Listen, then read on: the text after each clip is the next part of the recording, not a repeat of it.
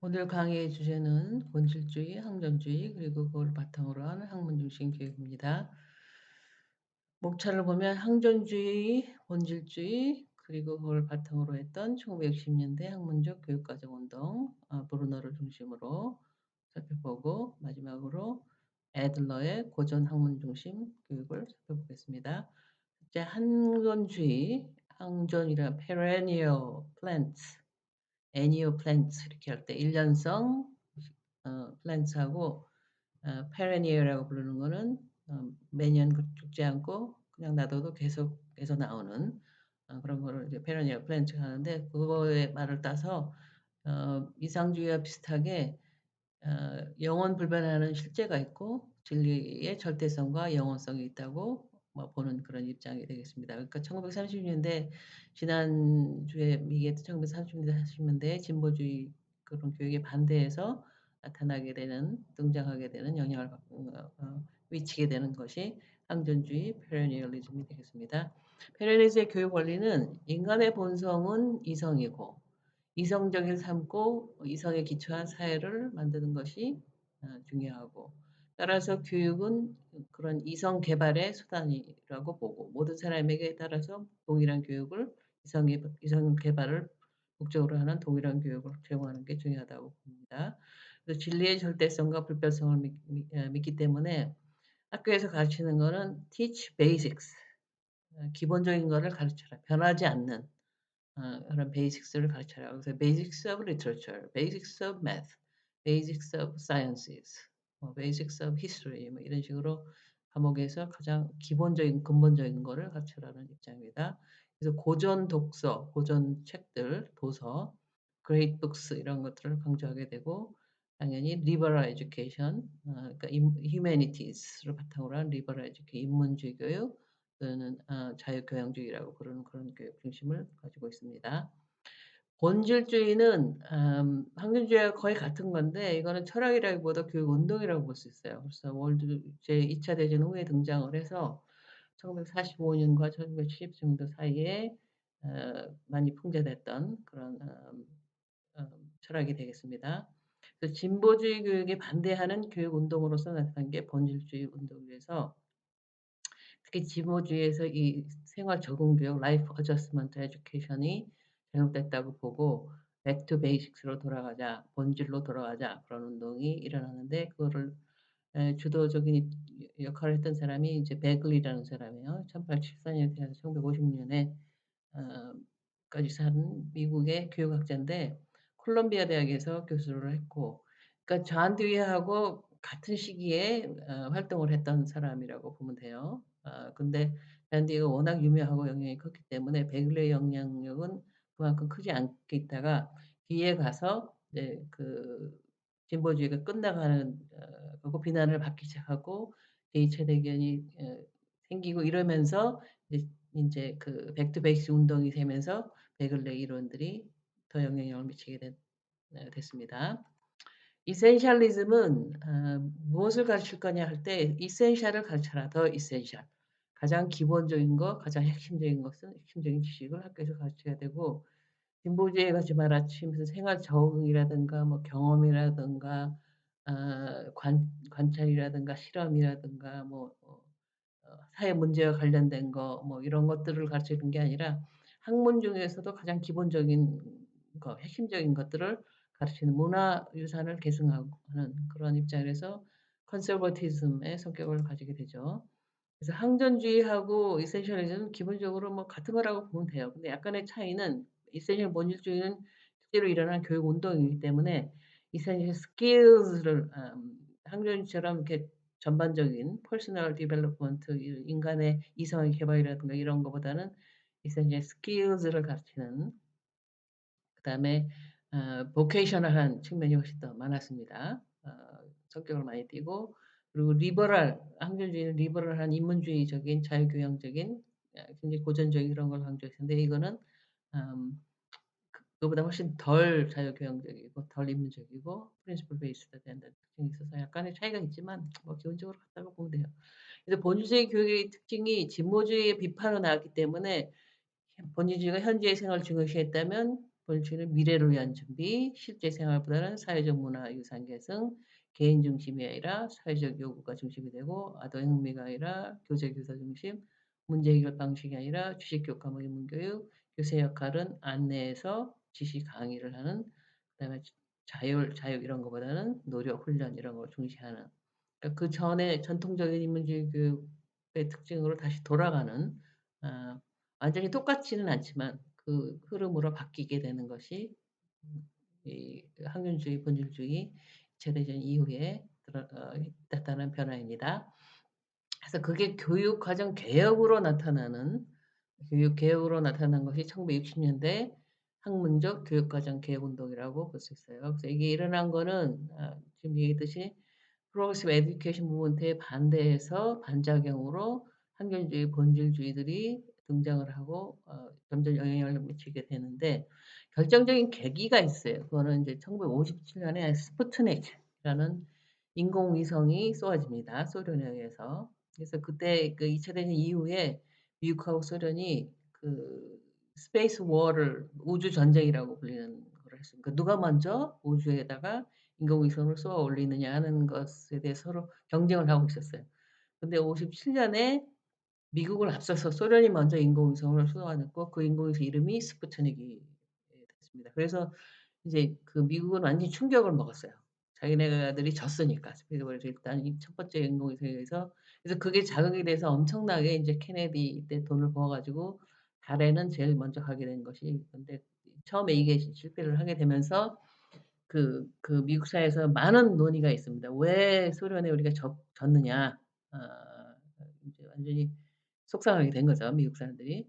그래서 그의 원인을 "학교 교육이 잘못돼서 그렇다." 특히 학교 교육에서 이 진보주의 교육이니 무슨 경험주의니 뭐 러닝 바이 도잉이니 익스피리언셜 러닝이니 사회 문제니 뭐 통합형이니 뭐 이런 거를 하면서 기본적인 거를 학문적인 거를 가르치지 않았기 때문에 특히 수학, 과학 이런 데 있어서 미국 학생들이 수준이 떨어졌기 때문에 결국은 이게 그 우주 전쟁에서 소련한테 지게 된 결과로 나온 거다라고 진단을 해서 '교육을 개혁해야 된다.'라고 봐서 그거를 그때 그 방향 기본 방향이 Back to Basics가 됐습니다. 그래서 나타난 운동이 이제 뉴 커리큘럼 무브먼트라는 이름으로 1960 년대 예 교육 과정 운동 개혁 운동이 일어나게 되니까 그때 중심이 된 사람이 이제 제롬 브루너가 됐습니다. 브루너에 대해서 잠깐 살펴보면 1915 년에서부터 2016 년까지 그 100 년이 넘게 산 사람이에요. 미국의 심리학자 이고 특히 그 주요 분야가 Cognitive Psychology 인지 심리학, 발달 심리학, 교육 심리학 이 분야가 이 사람의 전문 분야가 되겠습니다. 그래서 하버드 대학에서 사이콜로지로 박사학위를 받고 그다음에 그 하버드 대학에서 교수를 하고 그다음에는 영국의 옥스포드에 가서 가르치다가 다시 미국으로 돌아와서 NYU 뉴욕 유니버시티 아이비리그 유명한 이 이 사람은 그 학문적으로 보면 금수저죠 완전히. 하버드 졸업하고 하버드에서 가르치고. 대표적인 교육 저서로는 뭐 이 사람 저서가 많은데 교육 저서만 그중에서 대표적인 것만 추리자면 1961 년에 The Process of Education이라는 책을 출판을 합니다. 그리고 66 년에 이게 인제 가장 중요한 책이 되겠는데 이 사람의 교육학 이론이나 교육 활동에 있어서 이 책이 결정적인 역할을 하게 됩니다. 그리고 66 년에 Toward a Theory of Instruction 1973 년에 The Relevance of Education이라는 책을 썼고 그러고서 한 20년 지나고 나서 The Culture of Education이라는 책을 출간을 합니다. 그래서 대표적인 교육 활동을 보면 The Process of Education이라는 책을 출간하고 나서 인제 이 사람이 워낙 뭐 인지도도 있고 이러니까 대통령 자문위원회 역할을 하게 돼요. 그래서 또 Educational Panel 그러니까 대통령의 학문 자문단의 교육 패널이라는 데서 멤버가 로서 활동을 합니다. 이게 이제 케네디하고 린던 존슨 대통령 시절이에요. 그러니까 1960 년대입니다. 그때 자문위원을 하고 그거가 계기가 된 것 같아요 보기에는. 이제 헤드 스타트라는 굉장히 유명한 미국의 프로그램이 있는데 1965 년에 시작을 해서 아직까지도 계속되고 있는 그런 프로그램입니다. 이 프로그램을 만드는데 이 사람이 관여를 하고 도움을 줬다고 그래요. 그래서 이 헤드 스타트 프로그램을 잠깐 설명을 하면 미국에서 미국이 이제 이 제2 차 대전 이후에 슈퍼 파워로 등장을 하죠. 그러니까 19 세기에 영국 이런 거에서부터 20 세기로 넘어가면서 미국의 파워가 점점 더 커지고 세계를 지배하는 슈퍼 파워가 되는데 특히 제2 차 대전 이후에는 인제 완전히 물론 뭐 미소가 냉전으로 뭐 경쟁을 하고 이랬지만 사실은 실적으로 하면 미국이 그 유일하게 예 슈퍼 파워인 세계를 지배하는 그런 세계적인 파워가 됩니다. 그리고 이 시기는 미국에서 전 세계적으로 그렇지만 특히 미국의 이코노믹 붐이 경제적으로 굉장히 붐이 일었던 그런 시기였어요.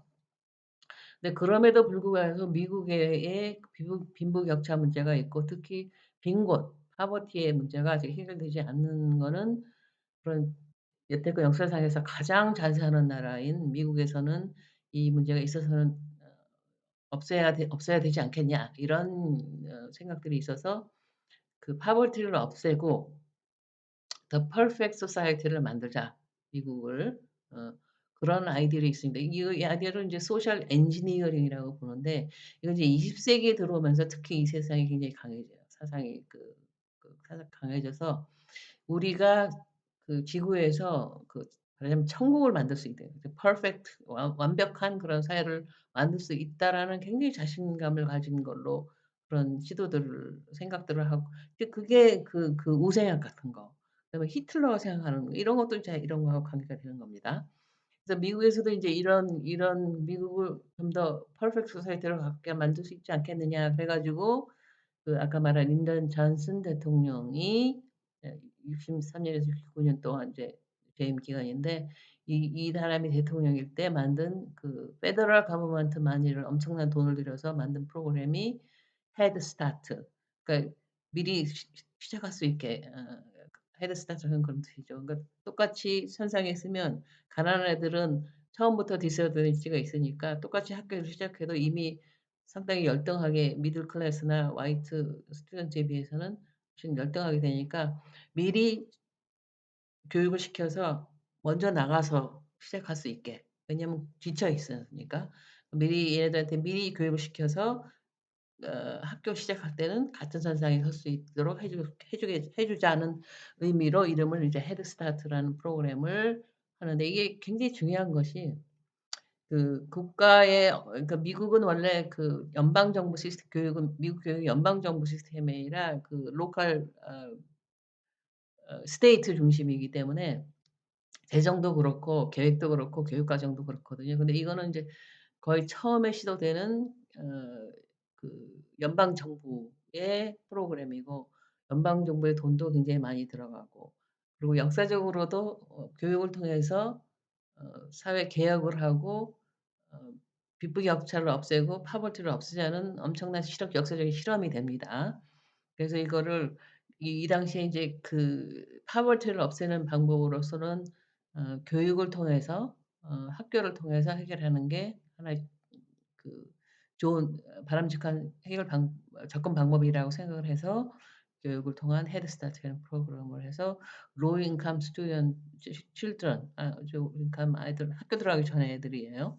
애들이 를 위한 프로그램을 여러 가지를 만들어서 뭐 숫자도 가르치고 알파벳도 가르치고 뭐 이런 여러 가지를 가르치는 프로그램들을 개발하면서 시작을 하게 됩니다. 그래서 이게 과연 효과가 있었냐 없었냐 그건 뭐 나중에 얘기를 하기로 하고 하여튼 그래서 그런 프로그램을 이렇게 여러분이 좀 아는 게 시사메 스트리트라는 뭐 TV 프로그램을 혹시 아는지가 모르는데 벌드가 나와서 이렇게 여러 가지 가르치는 그것도 이거의 헤드스타트의 한 프로그램으로 발달이 된 겁니다. 그래서 그게 하는데 브룬노도 여기에 관여를 했다 그런 얘기죠. 그래서 이 사람의 교육 이론을 보면 기본적으로 인제 학문 중심 교육이에요. 교육이 아까 말한 진보주의하고 뭐 생활 중심, 사회 문제 중심, 경험 중심 이런 게 아니라 학문 중심 subject matter, disciplines 이런 거 중심으로 해야 된다는 점에서 브루노도 마찬가지입니다. 그래서 학문 중심 교육 과정을 주장한 사람이고 그렇지만 과거의 전통적인 학문 중심 인문주의 교육이 팩트를 암기하고 아는 뭐 이런 거를 중시했던 것에는 반대를 하고 그런 식으로 학문을 가르치면 안 되고 지식을 가르치면 안 되고 knowing how something is put together 이게 중요하다. is worth a thousand facts about it. 그러니까 천 개의 사실을 아는 것보다 어떤 팩트가 어떻게 해서 그렇게 됐느냐 하는 그 과정 how something is put together를 이해하는 것이 교육에서 중요해서 그냥 팩트를 가르치는 식의 학문 중심 교육은 전통적인 방식은 반대를 했습니다. 그래서 그러면 어떻게 하느냐? 아카데믹스를 가르치는데 with a new theory of learning으로 이 사람은 접근을 하게 됐습니다. 그래서 이 사람이 말하는 new theory of learning은 과연 어떤 것인가를 간단하게 이거 복잡한데 뭐 이거 설명하자면 기니까 그냥 간단하게 설명을 하면 과학자하고 7살 어린이가 하는 그런 기본적으로 그러니까 과학자들이 하는 것들은 7살 어린이들한테는 가르칠 수 없으니까 그런 건 그냥 제끼고 애들이 할 수 있는 것들을 간단한 것들만 가르치자 이런 것들이 일반적으로 생각하는 방식일 텐데 브룬너는 과학자들이 기본적으로 하는 그런 것들을 개념과 뭐 컨셉트와 프린시플 이런 것들도 아이들한테 가르칠 수 있다라고 기본적으로 같은 어 거를 해야 되고 그런 걸 가르칠 수 있다라고 주장을 합니다. 그래서 학문이나 이론의 구조, 원리를 발달 단계에 맞게만 제시를 한다면 7살 어린이들도 과학자와 같은 것들을 이해할 수 있다라고 보는 거예요. 그래서 이거를 이 사람의 그 교육과정 이론 중에 이제 그 영향을 미치고 유명한 것이 이제 나선형 들어봤을 거예요. 스파이럴 커리큘럼이라 해 가지고 이렇게 예 나선쪽으로 이렇게 계속 올라가는 거죠. 그러니까 베이직 아이디어를 가르치는데 학문에서 가장 기본적인 거 원리적인 거 중요한 거 이런 거를 가르치는데 베이직 아이디어스를 계속 반복하지만 이렇게 스파이럴이 올라가듯이 나사로 이렇게 올라가듯이 점점 다른 수준으로 이렇게 그러니까 처음에는 그 나이에 맞게 간단한 그런 거를 랭귀지를 통해서 가르치다가 점점점점 그래서 계속 이렇게 거듭해서 다시 가르치고 한 번 가르치고 끝나는 게 아니라 우리의 교육 과정은 보통 그러죠. 1 학년 때 배운 거 2 학년 때 배운 거 이런 거 대체적으로 한 번 배우고 나면 그냥 지나갔잖아요. 그리고 계속 move on 다른 단계로 다른 지식으로 넘어가는데 이 사람은 그 기본적인 거를 다시 배우고 다시 리비짓하고 리비짓을 하는데 그 수준이 이렇게 달라지면서 다시 그렇게 하면서 결과적으로는 full understanding 그 full formal concept 학문의 기본 핵심 거를 이해하고 grasp 할 때 이해할 때까지 그렇게 가르치는 것 교육 과정을 주장을 해서 그걸 이제 스파이럴 커리큘럼이라고 부릅니다. 그리고 이제 디스커버리 학생 그 팩트를 가르치는 게 아니라 학생들로 하여금 디스커버리 할 수 있는 그런 러닝을 어 주장을 했죠. 그래서 이제 이런 브루너의 교육 이론을 바탕으로 해서 실제로 그런 교육 과정을 교과서를 개발하자 하는 것이 일어났습니다. 그래서 아까 말한 연방 정부의 연구비가 왕창 들어가 가지고 이러한 브루너의 이론을 중심으로 한 학문 중심 교과서를 개발을 하자는 그런 운동 개혁 운동이 일어나 가지고 특히 수학, 과학, 외국어를 중심으로 해서 실제로 교과서들이 새로 개발이 됐어요. 그래서 뭐 수학이나 물리나 생물이나 화학이나 뭐 이런 과목들. 이게 그때 인제 스푸트닉 때문에 그 우주선 그 우주선이 아니라 그게 뭐죠? 새틀라이트 때문에 생긴 문제였기 때문에 어 수학이나 과학이나 이런 거를 중심으로 해 가지고 이 교육 과정이 사실 교과서 개발에도 학교에서 사용이 됐어요. 70 년대 이때쯤에서. 근데 인제 그 굉장히 어렵다는 평가를 많이 그전에 교과서에 비해서 이게 학문 중심이기 때문에 그 학문의 기본적인 컨셉트, 원리, 구조 이런 거를 중심으로 해서 교과서를 만들어서 전반적으로 굉장히 어려워서 이게 부모들이 애들이 숙제를 하러 해서 가르쳐 달라 그러면은 자기가 배운 식의 그런 수학이나 과학이 아니기 때문에 어려워서 잘 못 가르치는 그런 지적이 있었고 이게 인제 한국에서도 이런 학문 중심 교육 과정이 개발된 교과서가 한국에도 들어와서 제가 나중에 보니까 제가 고등학교 때 배웠던 이 과학 책들이 이런 이거 이때 발견된 이때 발간된 교과서였더라고요. 근데 그 당시에는 물론 몰랐는데 유학을 가서 교육 과정에 대해서 미국에서 미국 역사를 공부하다 보니까 '아 이게 내가 바로 고등학교 때 배웠던 그게 인제 이거였구나.' 하는 거를 알게 됐습니다. 그다음에 이제 마지막으로 애들러라는 사람이 교육학자가 있는데 이 사람도 학문 중심 교육 과정 교육을 중시했던 그런 essentialism을 바탕으로 한 교육학자가 되겠습니다. 근데 이 사람은 특히 고전을 중심으로 했어요. 네, 이 사람도 미국 사람이고 1902 년부터 2001 년까지 어 살았던 교육학자인데 철학자고 교육학자고 특히 작가로서 유명합니다. 그래서 14살 때 학교를 중퇴하고 더 뉴욕선이라는 신문 기자 기 신문사에 들어가서 카피보이라는 거를 합니다. 그리고 그때 인제 저널리스트 되는 것이 꿈이었어요. 그러다가 어찌저찌 하다가 이제 콜롬비아 대학을 들어가서 거기서 학위도 받고 박사학위도 받고 그래서 처음부터 이 저널리스트가 되는 게 꿈이었기 때문에 라이팅이나 책이나 이런 데 굉장히 관심이 많고 그것이 이 사람의 나중에 교육 이론에도 계속 연결이 됩니다. 그래서 박사학위를 받은 다음에 시카고 대학에 가서 로우 스쿨의 교수가 됩니다. 그러니까 여러분들이 여태까지 알듯이 이 콜롬비아 대학만이 나오고 듀이대도 나오고 시카고 유니버시티도 듀이도 나오고 애들러도 나오고 베글리도 나오고 그러니까 이 그때 리딩했던 교육 학계를 이끌었던 것이 그 대학들이라는 거를 알 수가 있을 것 같아요. 그래서 이 사람은 아까 말했듯이 고전 또는 고전 학문 중심의 교육인데 이 사람이 했던 것 중에서 크게 이제 중요한 게 인사이클로피디아 브리타니카. 브리타니카 백과사전, 영국 최초의 백과사전인데 거기에 인제 에디터 로서 활동을 했었고 그리고 The Great Books of the Western World라는 아주 전집이에요. 그러니까 서구 사회의 The Great Books 위대한 책들 뭐 이래 가지고 그 전집으로 묶는 작업을 시카고 대학에서 했는데 이 사람이 당시에 시카고 대학에 있으면서 그에 관여를 해서 이 전집의 어떠하고 에디터의 역할을 하게 됩니다.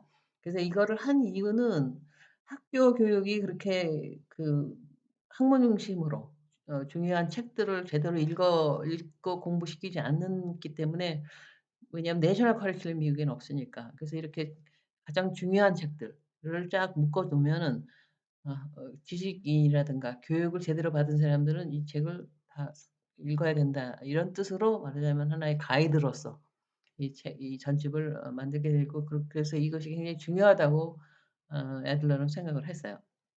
그래서 1952 년에 첫 출간을 하고 나중에 인제 개정판도 나오게 됩니다.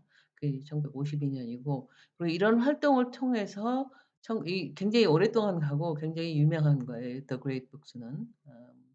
그리고 1982 년도에 그 경험을 바탕으로 해서 교육의 어 어 자신의 사상을 바탕으로 한 학문 중심 교육안을 냅니다. 그거를 이제 더 파이데이아 프로포젤이라고 부르는데 그걸 뒤에 좀 설명을 할게요.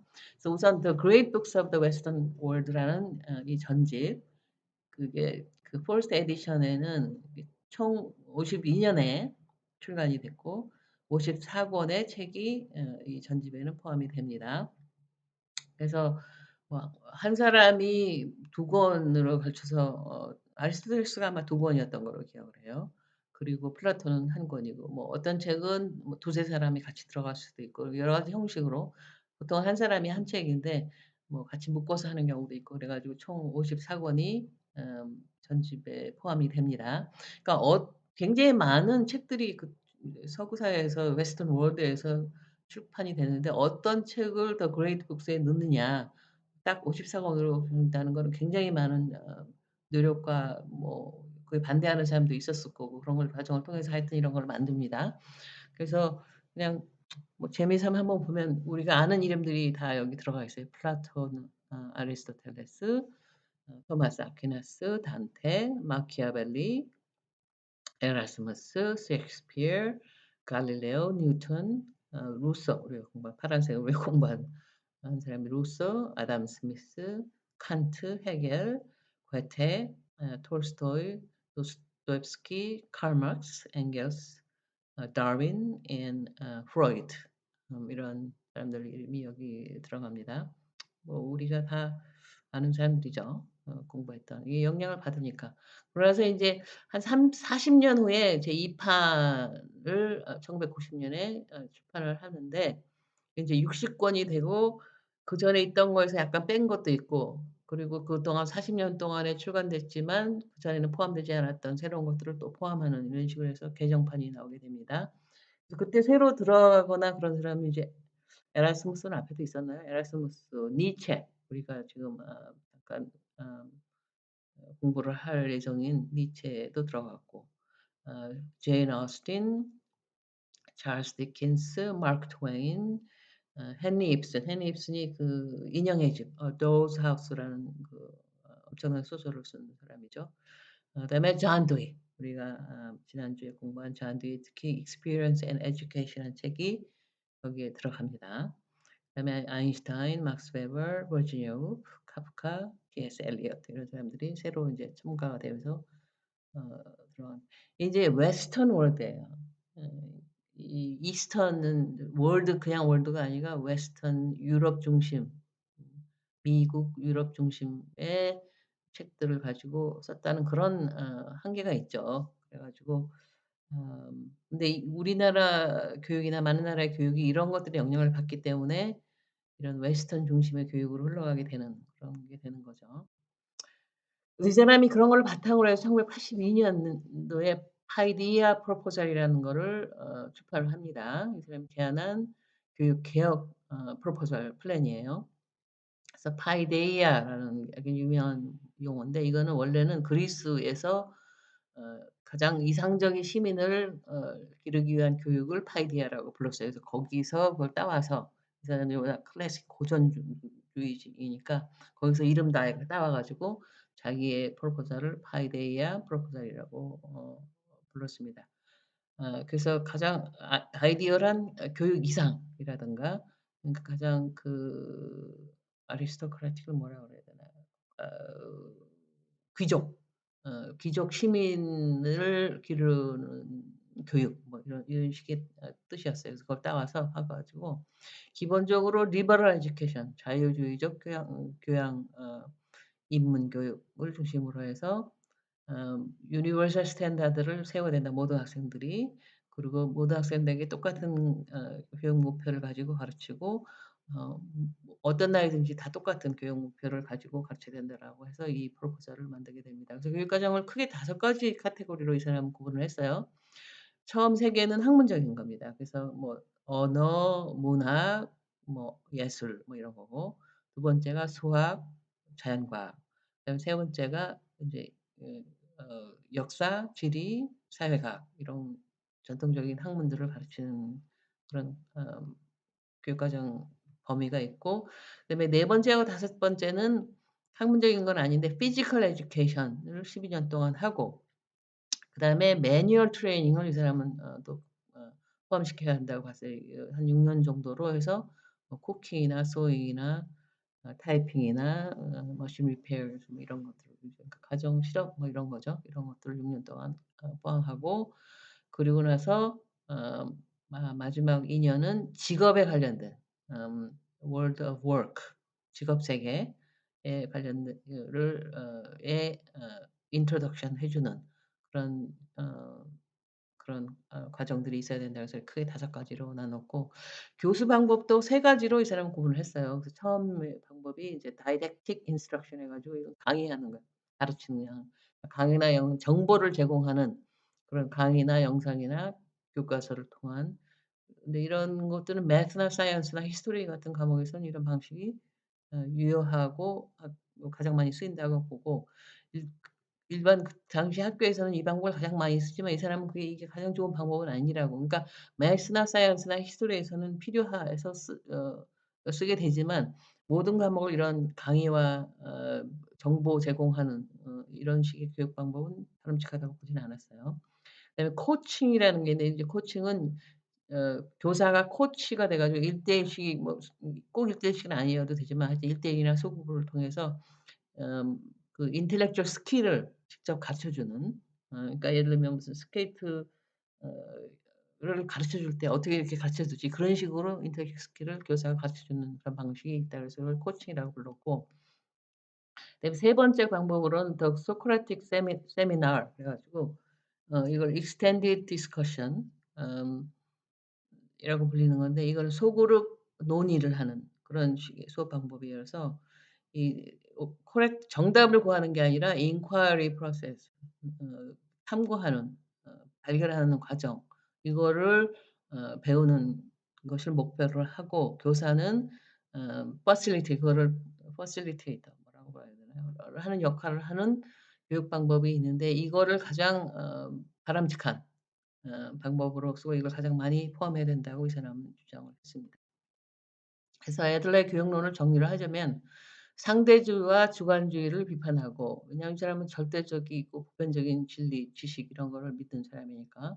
그리고 교육은 기본적으로 선한 덕을 추구하고 자유교양인 liberal well educated people을 양성하는 게 목적이기 때문에 교양 교육, 고전 중심의 교양 교육을 강조를 했고 따라서 모든 학생에게 같은 종류의 교양 교육을 제공해야 된다고 주장을 했습니다. 이런 그 본질주의 한줄주의의 교육 철학과 그걸 바탕으로 한 교육 운동 뭐 이런 거를 좀 살펴봤는데 여기에 문제점으로 지적되는 것들이 꽤 있어요. 그래서 우선은 전반적으로 보수성을 띈다는 거. 그러니까 전통의 무조건적인 계승 뭐 무조건적인 계승으로 반드시 가야 되지는 않지만 대체적으로 전통을 비판 없이 계승하는 거에 중점을 두기 때문에 보수적인 성향을 띠게 된다는 게 문제점으로 지적이 되고 그럼으로써 변화하는 현실을 좀 경시하고 변화에 소극적이라는 지적을 받습니다. 그다음에 지식의 진보성이나 창의성을 좀 왜냐하면 기존의 것을 이어받고 그게 중요하다고 보기 때문에 지식이 진보하거나 창의적으로 변화한다든가 이런 거를 좀 저해할 가능성이 있다. 그래서 엘리트적이고 반민주의이고 비판 정신과 사료를 저해할 위험성이 있다는 비판을 받습니다. 그다음에 인문과 자연과학을 중시하기 때문에 사회과학을 경시하는 경향이 있다는 그다음에 그런 것들을 중시하기 때문에 전인교육, 다양한 전인교육, 전반적인 전인교육에는 좀 부족하다. 그다음에 학생 아동의 자율성들을 좀 제한하는 경향이 있다는 그런 문제점들이 지적이 되고 있습니다. 그래서 요약을 하면 진보주의 교육계 운동에 대한 반대 입장으로 항전주의, 본질주의가 대두를 했고 그거를 바탕으로 기초로 해서 2차 대전 이후에 진보주의 교육에 대한 비판으로 흐름이 바뀌어서 항전주의, 본질주의에 기초한 학문 중심 교육으로 바뀌게 됩니다. 학문 중심, 고전 중심으로 해서 back to basics 이게 아주 유명한 프레이즈가 되겠죠. 그래서 1960년대 더 뉴 커리큘럼이라는 교육 개혁이 일어나는데 이거는 브루너의 이론을 중심으로 한 학문 중심 교육 운동이었고 그다음에 다른 한편은 애들러의 고전 학문 중심 교육의 아이디어 프로포잘 이런 게 있었다는 거를 공부를 했습니다. 자 여기까지입니다.